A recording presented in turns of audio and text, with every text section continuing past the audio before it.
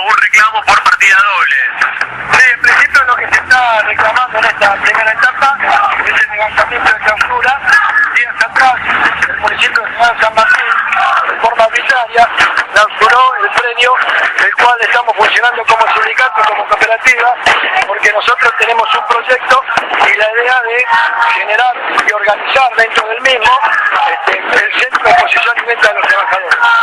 Hasta la fecha solo se estaban armando los puestos y no requiere, digamos, ningún tipo de habilitación. Entonces nos clausuran primero el sindicato, después levanta la clausura del sindicato y ya clausuran los portones.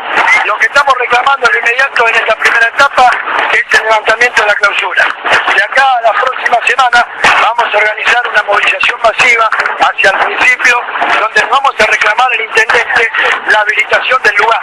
Dado que cuando nosotros iniciamos este proyecto con la institución sindical, le hemos llevado el render, donde ahí demostrábamos cuál es la intención de la organización, vio con buen criterio la intención nuestra, acompañó de hecho, no de derecho, pero bueno, en el mundo de los trabajadores nosotros creemos que prevalece la palabra y en este caso el intendente le estamos dando la misma, porque él dijo que sí, luego de 3 meses